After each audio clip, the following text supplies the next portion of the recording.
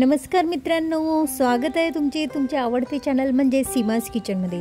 मित्रांनो, आता पितृपक्ष लवकरच चालू होत आहे, त्यामुळे आज आपण स्पेशली या पितृपक्षामध्ये मिक्स भाज्यांचा नैवेद्य म्हणजे जवळपास वेगवेगळ्या प्रकारच्या भाज्यांचा नैवेद्य केला जातो।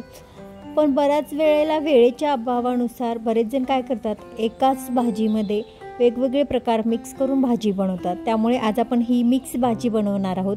या भाजीमध्ये आपण जवळपास 9 प्रकार घेतलेले आहेत। यामध्ये तोंडली, गवार, फरसबी, घेवडा आहे, कारलं आहे, भोपळा आहे, दोडका आहे, भेंडी आहे, असे बरेचसे प्रकार आहेत। आणि ही भाजी एकदम पटकन अशी तयार होणारी रेसिपी आहे, कारण आपण ही भाजी कुकरमध्ये झटपट अशी बनवणार आहोत।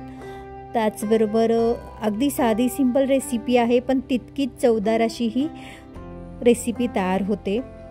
त्याचबरोबर आपण इथे कारलं वापरलेलं आहे। तुम्हाला वाटेल कारलं घातल्यामुळे भाजी कडवट होईल, तर अजिबात नाही। चला तर मग आता रेसिपीकडे वळूया। त्यासाठी आपण काय करूया, कुकरमध्ये करायची असल्यामुळे सुरुवातीला मी गॅसवर कुकर ठेवलेला आहे आणि कुकरमध्ये आपण जवळपास इथे मी 2 टेबलस्पून तेल घालून घेते आहे। याआधी देखील मी पितृपक्षातील रेसिपी शेअर केलेल्या आहेत। त्याचबरोबर पितृपक्षातील पदार्थ कोणकोणते आवर्जून या म्हणजे तर्पण विधीमध्ये असावेत, हे पदार्थ कसे बनवायचे, त्याचबरोबर थाळी कशी बनवायची, ह्या संपूर्ण रेसिपी अपलोड केलेल्या आहेत। त्याची लिंक मी शेअर करते, त्या तुम्ही नक्की पहा। त्याचबरोबर तर्पण आपण कशा पद्धतीने करायचं ते सुद्धा मी या व्हिडिओमध्ये शेअर केलेलं आहे, ते सुद्धा नक्की पहा। आता पहा, आपलं हे तेल तापलेलं आहे। तेलामध्ये आपण 1 टीस्पून इथे मोहरी घालून घेतली। मोहरी घातल्यानंतर मोहरी थोडी तडतडल्यानंतर त्याच्यामध्ये आपण 1 टीस्पून जिरे घालून घेतले। त्याचबरोबर जिरे चांगले तेलामध्ये परतले गेल्यानंतर याच्यामध्ये आपण 1/4 टीस्पून हिंग देखील घालून घेतलेला आहे। आता या भाज्या म्हणाल तर मी 9 प्रकारच्या भाज्या इथे वापरलेल्या आहेत। त्याचबरोबर कारलं जे वापरलं आहे ते कारलं मी कापून त्याला हळद, मीठ आणि थोडंसं चिंचेचं पाणी लावून थोडा वेळ ठेवलेलं आहे। आणि आपण ज्यावेळी भाजीमध्ये मिक्स करू त्यावेळी आपण कशा पद्धतीने मिक्स करायचं ते देखील मी तुम्हाला दाखवेनच। आता या भाजीला मी 2 कांदे अगदी बारीक चिरून घेतलेले होते, ते मी यामध्ये घालून घेतलेले आहेत। आणि कांदा अगदी आपल्याला थोडासा गोल्डन कलर येईपर्यंत परतून घ्यायचा आहे।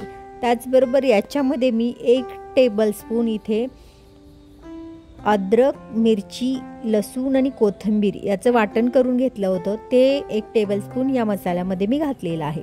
आता इथे आपण कांदा आणि लसूण वापरलेला आहे।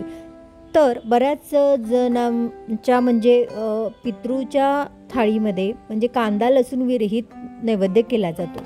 तर या ठिकाणी तुम्हाला जर कांदा लसूण घालायचा नसेल तर तुम्ही कांदा लसूण स्किप करा, फक्त जिरे मोहरी घालून तुम्ही फोडणी करून भाजी बनवू शकता।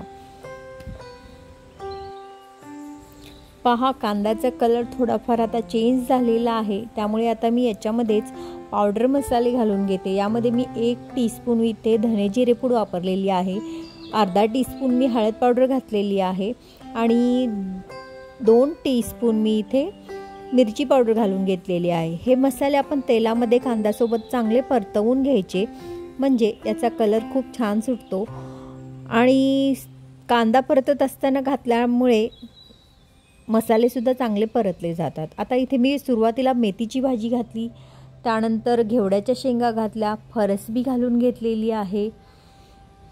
अशा एक एक करत आपण या भाज्या सर्व घालून घेऊया। भोपळ्याचा लाल भोपळ्याचा मान असतो म्हणून इथे आपण भोपळ्याची भाजी देखील घातलेली आहे, भेंडी घातलेली आहे। या ज्या भाज्या आहेत त्या पूर्णपणे मानाच्या भाज्या असल्यामुळे इथे मी जवळपास या सर्व भाज्या या मिक्स भाजीमध्ये वापरलेले आहेत।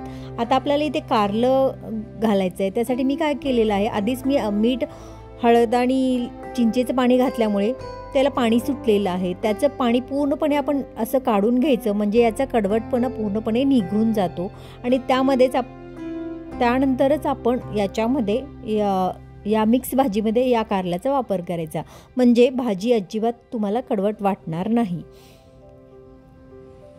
आता आपण या भाज्या घातल्यानंतर सर्व व्यवस्थित असं मिक्स करून घेऊया आणि थोडा वेळ कुकरचं झाकण वरच्यावर ठेवून आपण या भाज्या थोड्याशा वाफवून घेऊया। ही भाजी तुम्ही अशी कढईमध्ये देखील करू शकता, पण मी ते कुकरमध्ये झटपट होण्यासाठी इथे मी कुकरचा वापर केलेला आहे, कारण पितृच्या नैवेद्यासाठी वेगवेगळे पदार्थ बनवावे लागतात, त्यासाठी वेळ पूर्णपणे आपल्याला प्रत्येक गोष्टीसाठी द्यावा लागतो, म्हणून ही भाजी मी इथे कुकरमध्ये बनवते। आता भाजी चांगली परतून झालेली आहे, याच्यामध्ये आपण चवीनुसार मीठ घालून घेऊया। अजून एकदा आपण थोडा वेळ ही भाजी परतवून घेऊया आणि थोडीशी मी साखर देखील घातलेली आहे, कारण कोणत्याही प्रकारच्या भाजीमध्ये तुम्ही रेसिपी जर पाहत असाल तर त्याच्यामध्ये तुम्ही पाहिलं असेल की प्रत्येक भाजीमध्ये मी थोडीशी का होईना साखर घालत असते, कारण अशामुळे काय होतं, प्रत्येक भाज्यांची चव खूप छान लागते। आता या भाज्या चांगल्या परतल्यानंतर मी जास्त इथे पाणी घातलेलं नाही आहे, अगदी थोडंसंच पाणी घातलेलं आहे आणि आपल्याला या भाज्या फक्त 2 शिटी देऊन शिजवून घ्यायचे। आता चांगल्या भाज्या परतल्यानंतर याच्यामध्ये मी 2 टेबलस्पून शेंगदाण्याचा कूट घालून घेते आणि अजून थोडंसं आता भाजी जरासे अजून थोडंसं पाणी घालूया, कारण भाजी जळू नये यासाठी किंचित पाणी घालून आपण कुकरचं झाकण लावून या कुकरच्या आपण 2 शिटी करून घेऊया। गॅसची आच मध्यम ठेवूनच आपण कुकरच्या 2 शिटी करून घेऊ, म्हणजे पटकन आपली ही मिक्स भाजी तयार होईल। तर मित्रांनो, ही भाजी तर शिजतेच आहे, याच्या आधी देखील मी तांदळाच्या खिरीची रेसिपी अपलोड केलेली आहे, त्याचबरोबर थाळी कशी बनवायची पितृपक्षातील, तसेच आपण पाटवडी म्हणजेच जे पितृच्या थाळीमध्ये स्पेशली त्याचा मान असतो ती वडी, म्हणजेच आपली ह्याची झुणक्याची वडी म्हणा या पाटवडी म्हणा, ती वडी मी अपलोड केलेली आहे, त्याची लिंक देखील मी शेअर करते, ती सुद्धा तुम्ही नक्की पहा। आता आपल्या कुकरच्या 2 शिटी झालेल्या आहेत, मी कुकर बंद केलेला आहे आणि कुकर थोडा वेळ आपण असंच थंड करून घेऊया।